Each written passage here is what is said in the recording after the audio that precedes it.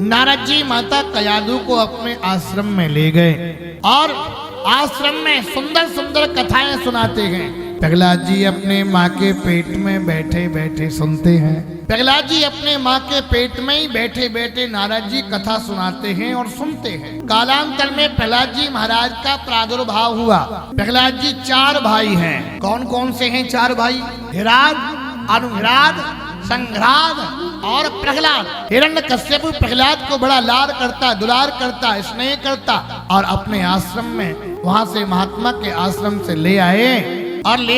सुनते हैं प्रहलाद जी महाराज आज प्रहलाद जी थोड़ा बड़े हुए। हिरण्यकश्यप को लगा कि प्रहलाद बड़े हुए हैं, आंगन में घुटन घुटन चलने लगे, बालक थोड़ा बड़ा हो रहा है, इसकी शिक्षा का प्रबंध किया जाना चाहिए। शिक्षा के लिए संडामर्ग के आश्रम में गुरुजी को बुला करके पढ़ने के लिए, विद्या अध्ययन के लिए भेज। जो माता पिता अपनी संतान को पढ़ाते लिखाते नहीं हैं, वो संतान के माता पिता देखने में तो होते हैं पर वो शत्रु कहे गए हैं। जो अपनी संतान को शिक्षा न दिला पाए, योग्य न बना पाए, माता पिता का धर्म बनता है कि बच्चों को शिक्षित करें। शिक्षा से ही विकास संभव है, शिक्षा से ही व्यक्ति आगे बढ़ सकता है। आज कई एक परिवारों को मैं देखता हूँ, सामान्य परिवार में लोग जन्मे, मेहनत मजूरी करके अपने बच्चों को पढ़ा लिखा करके योग्य बनाया, वही बड़े बड़े पदों पर पदस्थ है। एक दिन मैं माननीय श्री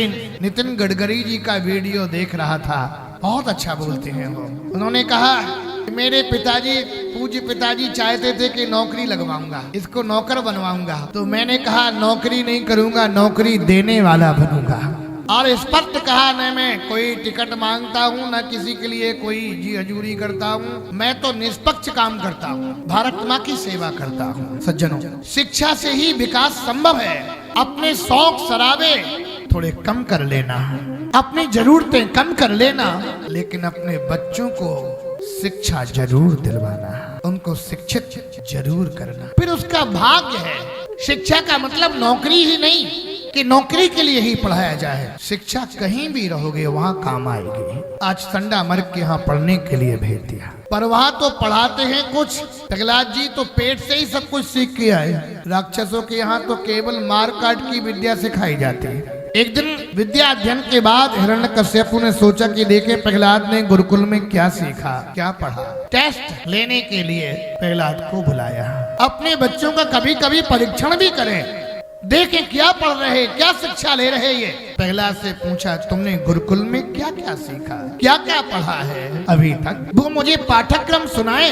प्रहलाद जी कहते हैं, श्रवणम कीर्तनम विष्णु स्मरणम पाद सेवनम अर्चनम बंदनम दास्यम सख्यात्मनिवेदनम।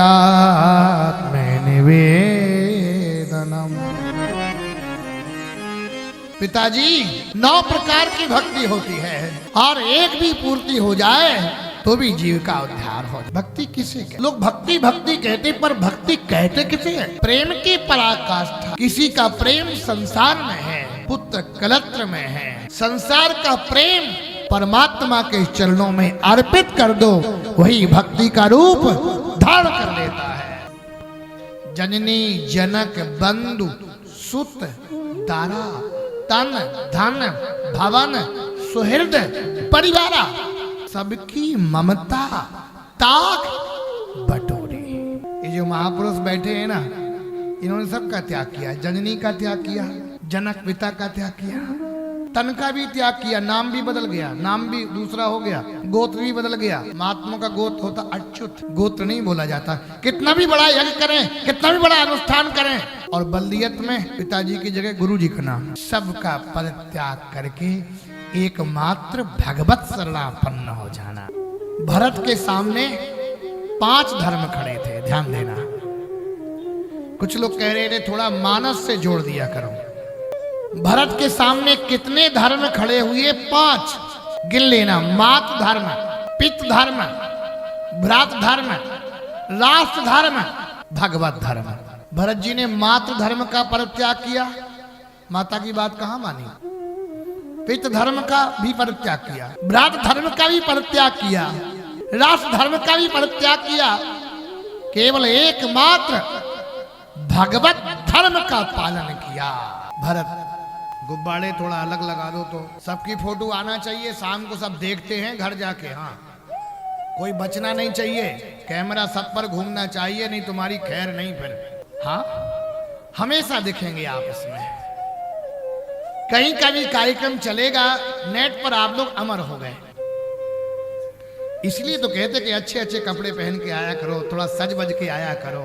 हाँ, वैसे तो यहाँ के लोग तो वैसे ही बहुत अंदर से भी सुंदर हैं, बाहर से भी सुंदर हैं। प्रहलाद जी से पूछते हैं क्या सीखा। प्रहलाद जी ने कहा भक्ति में जीव का कल्याण हो जाएगा। संयोग, हिरण्यकश्यपु ने संडामर्क को बुलाया और बुला करके कहा क्या पढ़ाया तुमने, क्या सिखाया तुमने।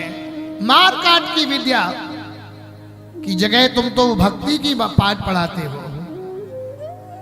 गुरुजी कहते जो पाठ वो पढ़ता है वो पाठ्यक्रम में पाठ ही नहीं है, वो अध्याय ही नहीं है जो ये पढ़ते हैं। कहा ठीक से पढ़ाना वरना तुम्हारी खैर नहीं है। सचिव वेद गुरु तीन जो प्रिय बोलहि भय आस। राज धर्म तन तीन करी होय बेग ही नास। जहाँ का वैद्य भयभीत होकर के बोले, जहाँ का गुरु भयभीत होकर के बोले, वो कभी शिष्य विकास की ओर नहीं जा सकता। एक मास्टर साहब विद्यालय में पढ़ा रहे थे। कहा बच्चों गंगा जी कहां से निकली, तो बच्चों ने कहा गंगोत्री से। कहा गंगा जी समाप्त कहां हुई, बोले प्रयाग में। मास्टर साहब ने कहा प्रयाग में। तो किसी ने कहा मास्टर साहब बच्चों की बुद्धि खराब कर रहे हो, प्रयाग में गंगा जी कैसे समाप्त हुई। तो मास्टर साहब कहते हैं तनख्वाह बढ़ेगी तो गंगा बढ़ेगी, नहीं गंगा प्रयाग ही तक रहेगी। सचिव वेद गुरु तीन जो प्रिय बोलहि भय आस। राज धर्म तन तीन करी होय बेग ही नास। अंतो गत्वा प्रहलाद को पकड़ करके लाए, कोठरी में बंद कर दिया, पहाड़ों से गिराया। लाख प्रयास किए प्रहलाद को मारने का, पर प्रहलाद की मृत्यु नहीं होती है। जहर का प्याला भी पिलाया, प्रहलाद को कुछ नहीं हुआ। प्रहलाद ने बालकों को उपदेश और कर दिया कि बचपना चला गया खेलने में, जवानी चली गई नौन तेल लकड़ी के चक्कर में, और देखते देखते बुढ़ापा आ गया। इसलिए भक्ति का रंग बाल्यकाल से ही लगना चाहिए। प्रहलाद जी आज लाख प्रयास करता पर हिरण्यकश्यप प्रहलाद का कुछ नहीं बिगाड़ पाता। अंत तो गत्वा होलिका गोदी में लेकर के बैठ गई। अब सोचता है प्रहलाद कि ये तो हिरण्यकश्यपु कि प्रहलाद मर जाएगा, उसमें ही मृत्यु हो जाएगी। प्रहलाद जी अग्नि कुंड में से बोल पड़े, हे पिताजी मुझे ऐसे प्रतीत हो रहा है जैसे मेरे शरीर में कोई केले के पत्ते लपेट रहा हो। पश्चातात्म में गात्र सन्निधौ पावकोऽपि सलिलायते धुना। हमें ऐसे लगता है जैसे हिमालय से ठंडी बर्फीली हवाएं चल रही हो।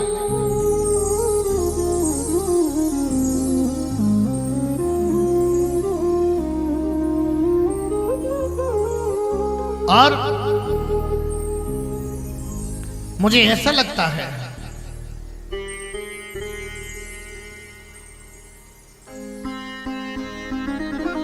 होलिका स्वयं जल गई पर प्रहलाद का कुछ नहीं बिगड़ा। हिरण्यकश्यप बोला, प्रहलाद तेरे भगवान हर जगह गए। प्रहलाद जी बोले सर्वत्र हैं। हाँ,